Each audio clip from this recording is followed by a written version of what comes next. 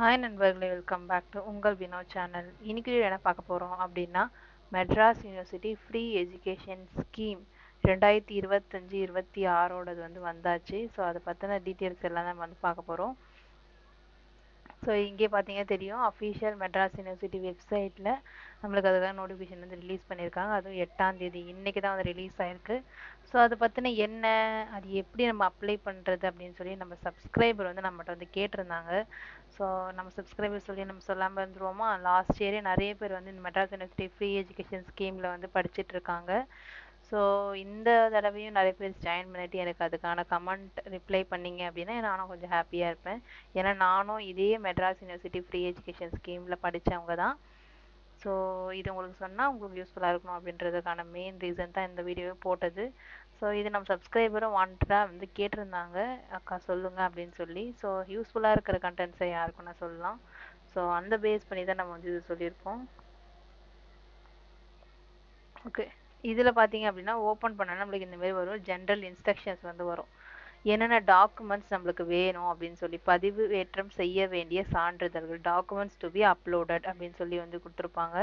12ஆம் மற்றும் 11ஆம் மற்றும் 12ஆம் வகுப்பு மதிப்பெண் சான்றிதழ். ஓகேங்களா?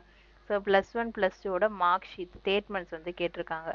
இது மேண்டட்டரியாக சொல்லியிருக்காங்க. ஸோ என்ன அப்படின்னா, இது ரிசல்ட் 15 நாளுக்குள்ளே பண்ணணும் அப்படின்னு சொல்லி நம்மளுக்கு இங்கே பார்த்தீங்கன்னா எல்லோ கலரில் கொடுத்துருப்பாங்க. விண்ணப்பத்தை அதில் குறிப்பிட்டுள்ள பொருத்தமான சான்றிதழ்களையும் சென்னை பல்கலைக்கழக இணையத்தில் +2 தேர்வு முடிவுகள் வெளியிடப்படும் தேதியிலிருந்து 15 நாளுக்குள்ள பதிவேற்றம் செய்யணும் அப்படின்றது சொல்லியிருக்காங்க. ஸோ +2ஓட ரிசல்ட்ஸ் மார்க்ஸ் அதை வச்சு நீங்கள் என்ன பண்ணலாம், இதில் அப்லோட் பண்ணலாம். டேரெக்டாக போகும்போது நீங்கள் அந்த ப்ரொவிஷனல் மார்க் ஷீட்டை கொண்டு போகலாம். ஒரிஜினலும் உங்களுக்கு கிடச்சிரும். ஸோ அதையும் நீங்கள் கொண்டு போகலாம். இப்போ இருக்கிறது உங்கள் ரிசல்ட்டை வச்சு நீங்கள் அப்ளை பண்ணலாம். அதே மாதிரி உங்கள் ஸ்கூலில் போய் கேட்டிங்க அப்படின்னா ப்ரொவிஷனல் மார்க் ஷீட்னு ஒன்று கொடுப்பாங்க ஒரிஜினல் வர்றதுக்கு முன்னாடி. ஸோ அது எப்போ கொடுப்பாங்க அப்படின்றத கேட்டுட்டு நீங்கள் அப்ளை பண்ண ஸ்டார்ட் பண்ணிடலாம். ஓகேங்களா? ஸோ அது இல்லாமல் வேறு என்ன வேணும் அப்படின்னா, வருமான சான்றிதழ். ஓகேங்களா? இன்கம் சர்டிஃபிகேட் நம்மளுக்கு வேணும். லேட்டஸ்ட் வித்தின் 1 இயர், ஒரு வருஷத்துக்குள்ளே நீங்கள் எடுத்த மாதிரியான இன்கம் சர்டிஃபிகேட் தாசில்தார் அப்ரூவ் பண்ணியிருப்பாங்க.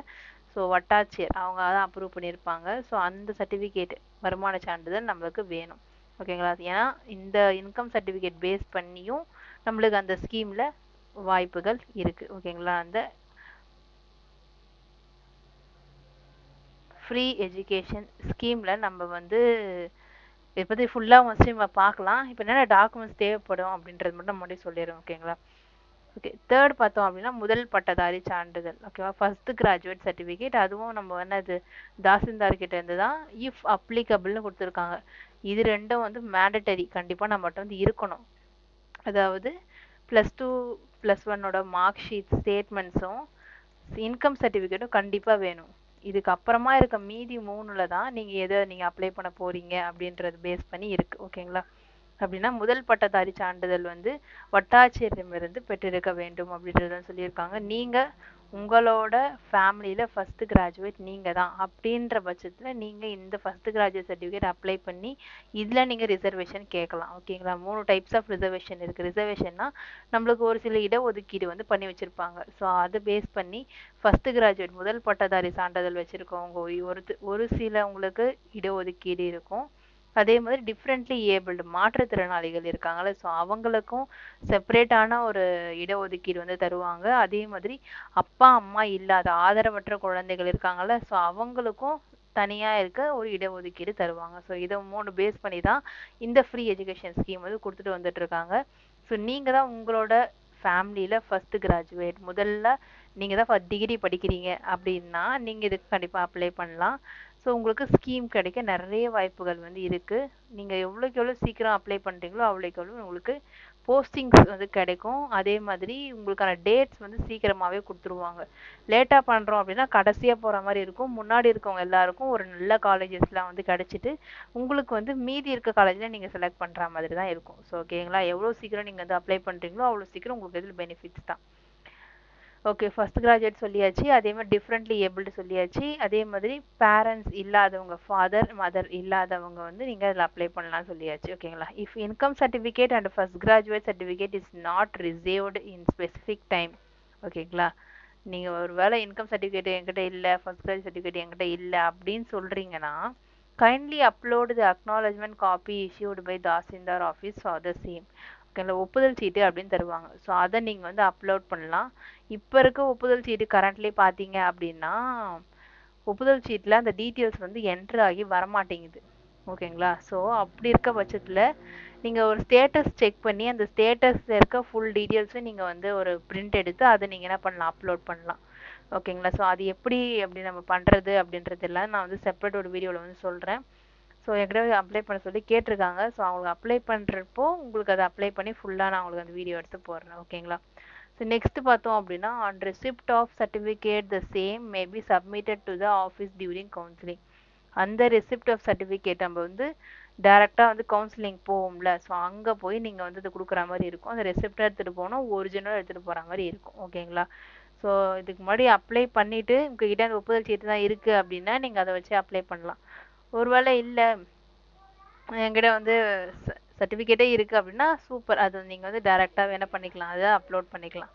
ஓகேங்களா, ஆல்ரெடி சொன்ன மாதிரி மார்க் வந்து, அதாவது 12th மார்க் வந்து 15 டேஸ்க்குள்ளே நீங்கள் இதை அப்ளை பண்ணணும் அப்படின்றது சொல்லியிருக்காங்க. Only online application with all scanned copy duly will be accepted. எல்லாமே வந்து ஆன்லைனில் தான், டேரெக்டாக ஆஃப்லைனில் போயிட்டு நம்மளுக்கு இந்த இவ்வளோ காசு கேட்குறாங்க அவ்வளோ காசு கேட்குறாங்க அதெல்லாம் கிடையவே கிடையாது.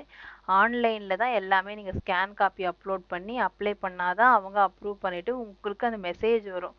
ஓகேங்களா, இந்த மாதிரி இந்த தேதிக்கு இந்த டைமுக்கு நீங்கள் வந்து அந்த மெட்ராஸ் யூனிவர்சிட்டிக்கு வந்து வரணும் அப்படின்னு சொல்லி உங்களுக்கு ஒரு மெசேஜ் வரும். அப்போ தான் வரும், ஆன்லைனில் பண்ணால் தான்.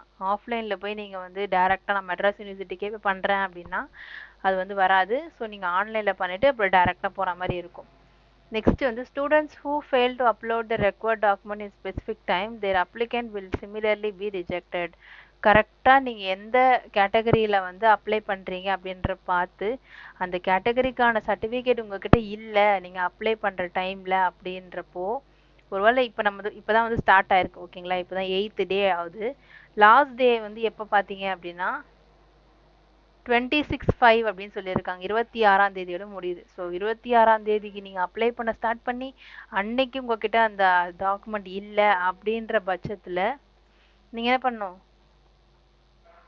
என்னதான் நீங்கள் அப்ளை பண்ணாலும் உங்கள் அப்ளிகேஷன் ரிஜெக்ட் ஆகிடும். நீங்கள் கரெக்டான டாக்குமெண்ட் வைக்கணும். நான் சொன்னேன்ல, இது மாதிரி அப்ளிகேஷன் அப்போது நம்ம டாக்குமெண்ட் சர்டிஃபிகேட் நம்மகிட்ட இல்லை அப்படின்னா நீங்கள் அப்ளை பண்ணிவிட்டு அதை அப்ரூவலுக்கு வெயிட் பண்ணுற ஒரு ஒப்புதல் சீட்டுன்னு இருக்கும்ல, ஸோ அதுவோ இல்லைனா வந்து அந்த ஸ்டேட்டஸை செக் பண்ணி அந்த பிரிண்ட்டோ ஏதாவது நீங்கள் கண்டிப்பாக வந்து அதில் அப்லோட் பண்ணி தான் இருக்கணும். ஓகேங்களா, ஸோ இதுதான் இதில் ஜென்ரல் இன்ஸ்ட்ரக்ஷன்ஸ் வந்து தமிழ் அண்ட் இங்கிலீஷில் வந்து கொடுத்துருக்காங்க. ஸோ வேணுன்றவங்க நம்ம வந்து இதில் டவுன்லோட் பண்ணி பார்த்துக்கலாம்.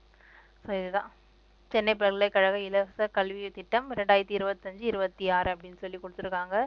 ஸோ இதில் பார்த்தீங்க அப்படின்னா பின்வரும் நிபந்தனைகள் அடிப்படையில் தகுதியானவர்கள் தேர்வு செய்யப்படுவார்கள் அப்படின்னு சொல்லியிருக்காங்க. இந்த இலவச கல்வி திட்டத்தின் கீழ் சென்னை பல்கலைக்கழகத்தில் இணைப்பு பெற்று சுயநிதி மற்றும் அரசு உதவி பெறும் கல்லூரிகளில் இளநிலை படிப்புகளில் சேருவதற்கு விண்ணப்பங்கள் வரவேற்கப்படுகின்றன. விண்ணப்பங்கள் மாணவர்கள் 2024-25 கல்வி ஆண்டில் முடிச்சிருக்கணும். இதுக்கு முன்னாடி நான் 2023 முடித்தேன், 2022 முடித்தேன், நான் வந்து அப்ளை பண்ணலாமான்னா முடியாது. கரண்ட்டாக நீங்கள் யார் வந்து முடித்து அது உடனே நீங்கள் வந்து யூஜிக்கு அப்ளை பண்ணுறீங்களோ அவங்க தான் என்ன பண்ண முடியும், இதில் அப்ளை பண்ண முடியும். அண்ட் செகண்ட் பாயிண்ட் என்ன பார்த்தீங்க அப்படின்னா, மாணவர்கள் முதல் முயற்சியிலோ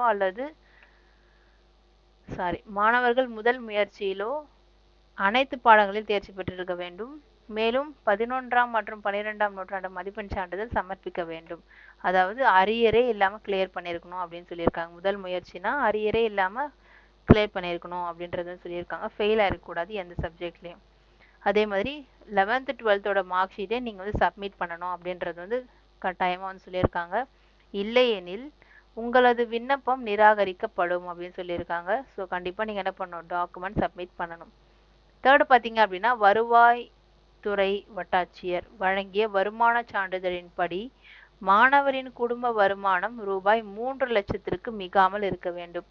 போன வருஷம் வந்து 2 லட்சம் சொல்லியிருந்தாங்க, இப்போ 3 லட்சத்துக்கு மிகாமல் இருக்கணும் அப்படின்னு சொல்லியிருக்காங்க. விலைவாசி எல்லாம் ஏறிடுச்சு. ஸோ அதுக்கேற்ற மாதிரி இந்த இன்கமும் நமக்கு வந்து இப்படி ஏற்றிருக்காங்க. ஸோ 3 லட்சத்துக்கு இருக்கா மாதிரி, அதுக்குள்ளே இருக்கா மாதிரி உங்களோட இன்கம் சர்டிஃபிகேட் வருமான சான்றிதழ் வந்து இருக்கணும் அப்படின்னு சொல்லியிருக்காங்க. நாலாவதா பார்த்தோம் அப்படின்னா ஒவ்வொரு கல்லூரிகளுக்கும் குறைந்தபட்சம் 3 இலவச இருக்கைகள் ஒதுக்கப்படும். ஒரு கல்லூரிக்கு 3 சொன்னேன் பார்த்தீங்களா? அந்த ஃபர்ஸ்ட் கிராஜுவேட், அதே மாதிரி மாற்றுத்திறனாளி, இன்னொன்னு பார்த்தீங்க அப்படின்னா அப்பா அம்மா இல்லாதவங்க அந்த குழந்தைங்களுக்காக. ஓகே, இந்த 3 கேட்டகரியில ஃப்ரீ எஜுகேஷனுக்கான அந்த இடஒதுக்கீடு வந்து செஞ்சு வச்சுன்னு இருக்காங்க. ஸோ எல்லா கல்லூரிலையும் இது வந்து இருக்கும் அப்படின்னு சொல்லியிருக்காங்க. ஸோ எவ்வளோ சீக்கிரம் அப்ளை பண்ணுறீங்களோ அவ்வளோ சீக்கிரம் உங்களுக்கு வந்து கிடைக்கும். ஓகே, இது என்னன்னு டீட்டெயிலாக பார்த்துடலாம். 3 இலவச இருக்கைகள் ஒதுக்கப்படும். அதாவது ஒவ்வொரு பிரிவின் கீழும் ஒரு இலவச இருக்கை. ஓகேங்களா? இவை பல்கலைக்கழகத்தால் அனுமதிக்கப்பட்ட மாணவர்களின் எண்ணிக்கை மேலே கூடுதல் இடமாக அதை அனுமதிக்கப்படும் அப்படின்னு சொல்லியிருக்காங்க. பிரிவு 1 அதில் பார்த்தீங்க அப்படின்னா 3இல் ஒரு பங்கு 3 சீட்டா அதில் 1 என்ன அப்படின்னா பெற்றோரை இழந்த மற்றும் ஆதரவற்ற மாணவர்கள் முக்கிய பாடங்களில் பெறப்பட்ட மதிப்பெண்களின் அடிப்படையில் வழங்கப்படும். அதாவது அப்பா அம்மா இல்லாம ஆதரவற்ற குழந்தைங்களா இருக்கிறவங்க வந்து மார்க் பேசிஸ்ல உங்களுக்கு இந்த சீட்டு தருவாங்க அப்படின்றது வந்து சொல்லியிருக்காங்க. ஸோ இதுல வந்து ஒரு 1000 பேர் போறீங்க அப்படின்னா அதுல மார்க் பேஸ்ல ஏதோ நல்லா படிக்கிற பசங்க பார்த்து அவங்கள நம்ம என்ன பண்ணுவாங்க, ஃபில்டர் பண்ணி நம்மளுக்கு இந்த சீட்டு வந்து தருவாங்க. ஓகேங்களா? பிரிவு 2 பார்த்தீங்க அப்படின்னா 3இல் ஒரு பங்கு, அதே மாதிரி இந்த 3 சீட் சொன்னோம்ல அதுல ஒரு பங்கு என்ன அப்படின்னு பார்த்தீங்கன்னா முதல் பட்டதாரி மாணவர்கள், ஃபர்ஸ்ட் கிராஜுவேட் சர்டிஃபிகேட் வச்சிருக்கவங்க. ஓகேங்களா? அதே மாதிரி ஊனமுற்ற மாணவர்கள் மற்றும் திருநங்கைகள் அப்படின்னு சொல்லியிருக்காங்க. ஸோ ஃபர்ஸ்ட் கிராஜுவேட் சர்டிஃபிகேட் வச்சிருக்கவங்க இதில் வருவாங்க. அதே மாதிரி ஊனமுற்ற மாணவர்கள், மாற்றுத்திறனாளிகள் இருக்காங்கல்ல, டிஃப்ரெண்ட்லி ஏபிள்ட், அவங்களும் இந்த கேட்டகரியில் வருவாங்க. அதே மாதிரி திருநங்கைகளும் வருவாங்க, டிரான்ஸ்ஜெண்டர்ஸும் இதில் வந்து வருவாங்க அப்படின்னு சொல்லியிருக்காங்க. அவங்களுக்கும் என்னது மார்க் பேசிஸில் இந்த இடம் ஒதுக்கப்படும் அப்படின்றதுன்னு சொல்லியிருக்காங்க. அதே மாதிரி பிரிவு 3 அப்படின்னு பார்த்தோம் அப்படின்னா 3இல் ஒரு பங்கு இருக்கைகள் வந்து முக்கிய பாடங்களில், இப்போ இது 3மே இல்லைப்பா, நான் வந்து ஃபர்ஸ்ட் கிராஜுவேட்டும் இல்லை, அதே மாதிரி திருநங்கை, அந்த ஊனமுற்ற மாணவர்கள், பெற்றோர் இழந்த ஆதரவற்ற எதுவுமே இல்லை அப்படின்னா நீங்கள் ஒரு 80% மார்க் நீங்கள் வச்சுருக்கீங்க அப்படின்னாலே உங்களுக்கு இந்த ஃப்ரீ சீட் தராங்க முக்கிய பாடங்களில். ஓகேங்களா? மேஜர் சப்ஜெக்ட்ஸில் 80% மதிப்பெண்கள் பெற்ற மாணவர்கள் தகுதி மெரிட் அடிப்படையில் வழங்கப்படும் அப்படின்னு சொல்லியிருக்காங்க. ஸோ நீங்கள் அந்த 3 கேட்டகரியில் வரல அப்படின்னாலும் நீங்கள் 80% மார்க் வச்சுருக்கீங்க மேஜர் சப்ஜெக்ட்ஸில் அப்படின்னா நீங்களும் இதுக்கு அப்ளை பண்ணலாம். ஒவ்வொரு பிரிவிலும் 1:2 என்ற விகிதத்தில் மாணவர்கள் கலந்தாய்வுக்கு அழைக்கப்படுவர். ஒவ்வொரு பிரிவிலையும் 1:2 அப்படின்னு சொல்லி என்ன பண்ணுவாங்களாம், அந்த ஒரு ஃபார்ம் வச்சு நம்மளுக்கு இந்த அனௌன்ஸ் பண்ணுறேன்னு சொல்லுவாங்க அப்படின்றது வந்து சொல்லியிருக்காங்க. ஸோ இதுதான் வந்து பேசிக்கானது. அண்ட் விண்ணப்பிக்கும் அனைத்து மாணவர்களும் கீழ்கண்ட ஆவணங்கள் சமர்ப்பிக்க வேண்டும் அப்படின்னு சொல்லியிருக்காங்க. 11ஆம் 12ஆம் வகுப்பு மதிப்பெண் சான்றிதழ் கண்டிப்பாக கொடுக்கணும். 11th 12th மார்க் ஷீட்டு, சமீபத்திய வருமான சான்றிதழ் ஒரு வருடத்திற்குள்ள இருக்கணும் அந்த இன்கம் சர்டிஃபிகேட். ஓகேங்களா? அதே மாதிரி முதல் பட்டதாரி சர்டிஃபிகேட், அது கீழே வரீங்க, நான் ஃபர்ஸ்ட் கிராஜுவேட் அப்படின்னா நீங்கள் அந்த சர்டிஃபிகேட் வச்சுருக்கீங்கன்னா அதை கண்டிப்பாக கொடுக்கணும். அதே மாதிரி மாற்றுத்திறனாளியாக இருக்காங்க அப்படின்னா மாற்றுத்திறனாளி நலத்திலிருந்து பெற்றிருக்க வேண்டும் சர்டிஃபிகேட்டை. மாதிரி ஆதரவற்றவங்களாம் இருக்காங்க அப்படின்னா அவங்களோட அப்பா அம்மா அவங்களோட டெத் சர்டிஃபிகேட் ஏதாவது கொடுக்கணும் அப்படின்னு சொல்லியிருக்காங்க. மேலே குறிப்பிட்ட ஆவணங்கள் பதிவேற்றம் செய்ய தவறினால் உங்களது விண்ணப்பம் நிராகரிக்கப்படும்னு அப்படியே அழுத்தி சொல்லிட்டாங்க. ஓகேங்களா? ஸோ ஏதாவது வைக்கல, நான் அப்ளை பண்ணுறேன் சும்மாவே பண்ணுறேன் அப்படின்னா கிடைக்காது. கரெக்டாக வச்சு அப்ளை பண்ணிங்கன்னா கண்டிப்பாக கிடைக்கும். வருமான சான்றிதழ் அல்லது முதல் பட்டதாரி சான்றிதழ் கிடைக்க தாமதமானால் ஏதாவது சர்டிஃபிகேட் கிடைக்கல அப்படின்ற பட்சத்தில் ஒப்புதல் சீட்டை பதிவேற்றம் செய்யலாம் அப்படின்றது சொல்லியிருக்காங்க. சான்றிதழை கலந்தாய்வு வரும்பொழுது சமர்ப்பிக்கவும் அப்படின்னு சொல்லியிருக்காங்க. ஒப்புதல் சீட்டு வச்சு நீங்கள் அப்ளை பண்ணலாம். ஒருவேளை ஒப்புதல் சீட்டில் அந்த உங்களுடைய டீட்டெயில்ஸ் வரமாட்டேங்குது, இப்போ நான் சில டைம் ஒரு 4 பேருக்கு பண்ணியிருந்தேன், 2 பேருக்கு அந்த மாதிரி ஒப்புதல் சீட்டில் அந்த டீட்டெயில்ஸ் வரல. ஸோ அப்படின்ற பட்சத்தில் இருக்கே அப்படின்னா நீங்கள் என்ன பண்ணணும், அந்த நம்பர் இருக்கும். ஓகேங்களா? அந்த சர்டிஃபிகேட் நம்பர் அதை நீங்கள் ஆன்லைனில் போட்டிங்கன்னா உங்களுக்கு ஸ்டேட்டஸ் அப்படின்றத காமிக்கும். அதில் நீங்கள் ஸ்க்ரீன்ஷாட் எடுத்து அதை நீங்கள் ஒரு பிடிஎஃபாக சேவ் பண்ணி அதை நீங்கள் அப்லோட் பண்ணலாம். ஓகேங்களா? நெக்ஸ்ட் வந்து இலவச கல்வி திட்ட விண்ணப்பத்தை அதில் குறிப்பிட்டுள்ள சான்றிதழ்களுடன் இலவச கல்வி திட்ட விண்ணப்பத்தையும் அதில் குறிப்பிட்ட சான்றிதழ்களுடனும் சென்னை பல்கலைக்கழக இணையதளத்தில், அதாவது இந்த வெப்சைட்டில் +2 தேர்வு முடிவுகள் வெளியிடப்படும் தேதியிலிருந்து 15 நாள்ல ஓகேங்களா 26ஆம் தேதி வந்து இந்த வெப்சைட் வந்து க்ளோஸ் ஆயிரும். அதுக்குள்ள நீங்க வந்து அப்ளை பண்ணணும். ஏன்னா இன்னைக்கு ரிசல்ட் வந்துருச்சு. ஓகேங்களா? ஸோ அதனால நீங்க என்ன பண்ணணும் 26ஆம் தேதிக்குள்ள நீங்க என்ன பண்ணியிருக்கணும் இதில் அப்ளை பண்ணியிருக்கணும். இதனால ரெட்ல கொடுத்துருக்காங்க last date for submission of online application is 26/5/2025. So இதுதான் வந்து கிளியரான ஒரு நோட்டிஃபிகேஷன். உங்களுக்கு ஒருவேளை இங்கிலீஷில் வேணும் அப்படின்னாலும் நீங்கள் இங்கிலீஷ்லேயே வந்து நீங்கள் செக் பண்ணிக்கலாம். இந்த ஃபார்ம் உங்களுக்கு வேணும் எனக்கு டீட்டெயில்ஸ் நான் ஒரு தடவை செக் பண்ணி போகிறேன் அப்படின்னா எனக்கு வந்து கமெண்ட் பண்ணுங்கள். தமிழ் வேணுமா இங்கிலீஷ் வேணுமா அப்படின்றதும் கமெண்ட் சொல்லுங்கள். நான் அதுக்கேற்ற நோட்டிஃபிகேஷன் நான் உங்களுக்கு கமெண்ட்லேயே பின் பண்ணுறேன். நீங்கள் அதை யூஸ் பண்ணி செக் பண்ணிக்கோங்க. ஓகே, இதுதான் பார்த்தீங்க அப்படின்னா அதோட வெப்சைட்.